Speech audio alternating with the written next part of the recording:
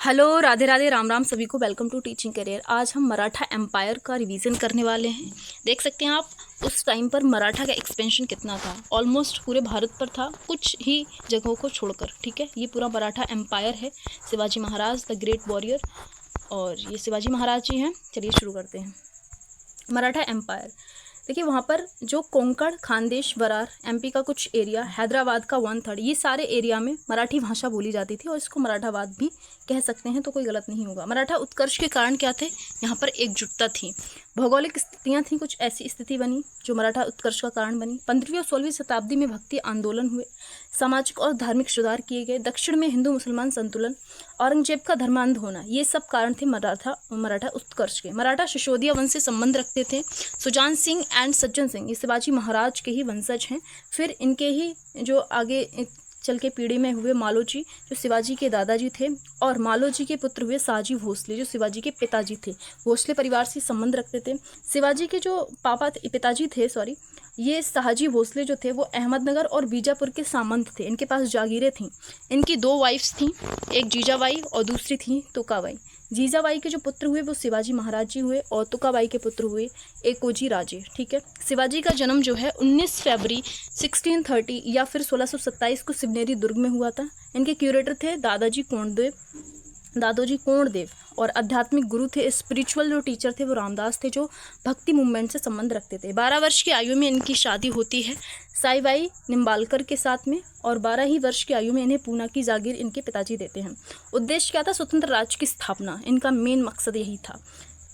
जो शुरुआती 6 वर्ष थे, इन्होंने मराठा सरदारों को जो है एकत्रित किया और सीमा विस्तार किया अगले वर्षों तक। ठीक है, थोड़ा थोड़ा सीमा विस्तार करते गए ये।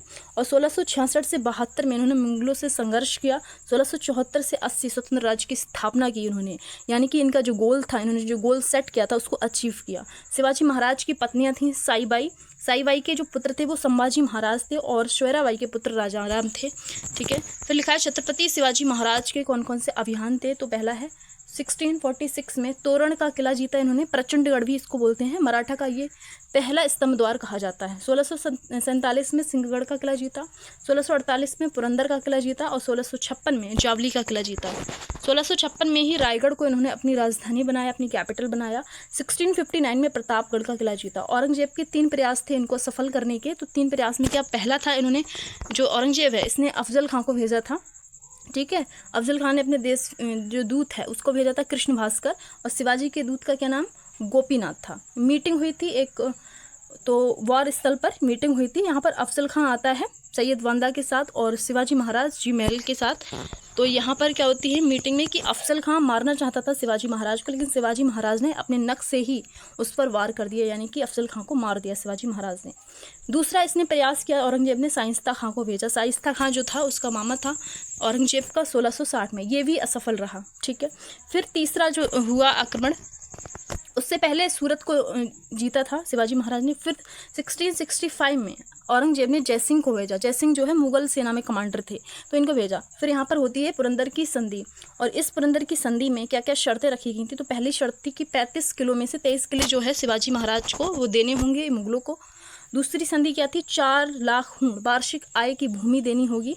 बीजापुर के खिलाफ सहयोग देना होगा मुगलों का, और संभाजी महाराज को मुगल दरबार में भेजना होगा, और मुगल दरबार में संभाजी महाराज के वहाँ पर 5000 का मनसब इन्हें बनाया था। और जो अगली शर्त थी वो थी, शिवाजी महाराज ने जोड़ी थी जो अगली शर्त, वो क्या थी कि कोंकण और बालाघाट का जो एरिया है वो शिवाजी महाराज को देना होगा। शिवाजी महाराज वहाँ पर 13 वर्षों के बाद 40 लाख वार्षिक जो हूण है वो मुगलों के देंगे, ऐसा शिवाजी महाराज ने शर्त रखी थी।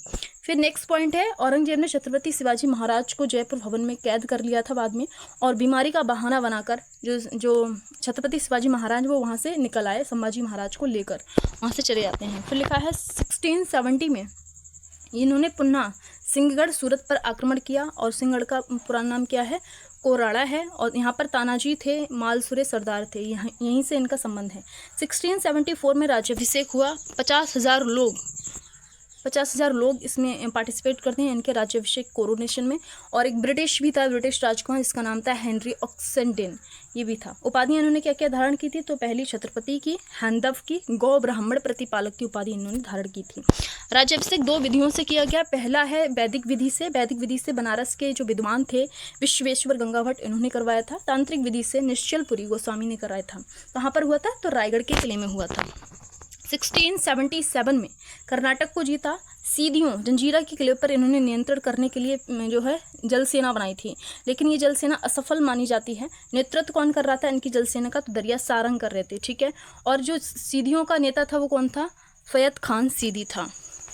सीधियों के खिलाफ अंग्रेजों से मदद भी ली थी शिवाजी महाराज ने। छत्रपति द्वारा लगाए गए कर, पहला था चौथ 1/4 और सरदेशमुखी 1/10 था। छत्रपति की जो मृत्यु है बीमारी के कारण अप्रैल 1680 में हो गई थी। अष्टप्रधान इन्होंने बनाए थे, तो अष्टप्रधान में पहला पद था पेशवा का एज अ पीएम, सर ए नौबत। दूसरा पद था सेनापति का प्रमुख, जो सेनापति था, ठीक है, जो आर्मी का प्रमुख होता था यानी कि सेना का। महमूदार था, जो अमत्य इसको बोलते हैं। आय व्यय का जो लेखा जोखा यानी कि वित्त मंत्री था, ठीक है, फाइनेंस मिनिस्टर। नेक्स्ट था वाक्यान्वीस। वाक्यान्वीस क्या था, गुप्तचर विभाग और दैनिक कार्यों को देखता था। सुरुनवीस था, पत्राचार को देखता था। दवीर, जिसको सुमंत भी बोलते हैं, विदेश मंत्री था। और पंडित राव जो थे सदर, धार्मिक कार्यों को देखते थे। न्यायाधीश भी था, इसे 8वें नंबर पे, ठीक है। अष्टप्रधान को खत्म किसने कर दिया था, संभाजी महाराज ने। छत्रपति शिवाजी के उत्तराधिकारी थे संभाजी महाराज, और राजा राम को बेसिकली उत्तराधिकारी माना जाता था, लेकिन दोनों में कॉन्फ्लिक्ट हो गया था, ठीक है। संभाजी महाराज को दूसरे छत्रपति बोला जाता है। 1680 से 89 तक इन्होंने रूल किया था। और संभाजी महाराज के फेवर में कौन थे, हम्बीर राव मोहंते और नीलोपंथ जो पेशवा थे, ये इनके फेवर में थे। इनके सलाहकार कौन थे संभाजी महाराज के, तो कवि कलश थे। अकबर सेकंड संभाजी महाराज से शरण मांगने आया था, लेकिन उन्होंने नहीं दी, और बाद में ये फारस भाग गया था अकबर, ठीक है। और 1689 में संबेश्वर में संभाजी महाराज को कैद कर लिया गया, ठीक है। धोखेबाज कौन था यहाँ पर, गणोजी सिरके थे, और इसी धोखेबाज की वजह से संभाजी महाराज को औरंगजेब कैद कर लेता है। किसके द्वारा कैद कराया गया, मुकर्रब खां के द्वारा। औरंगजेब ने नहीं, मुकर्रब खां ने कैद कर लिया था। संभाजी महाराज की रचनाएं देखी जाए तो बुद्ध शरण और नक्शिक है। 1689 में इनकी मृत्यु हो जाती है। तो ये थी हमारी क्लास। Thanks for watching. मिलते हैं नेक्स्ट वीडियो में। Bye bye.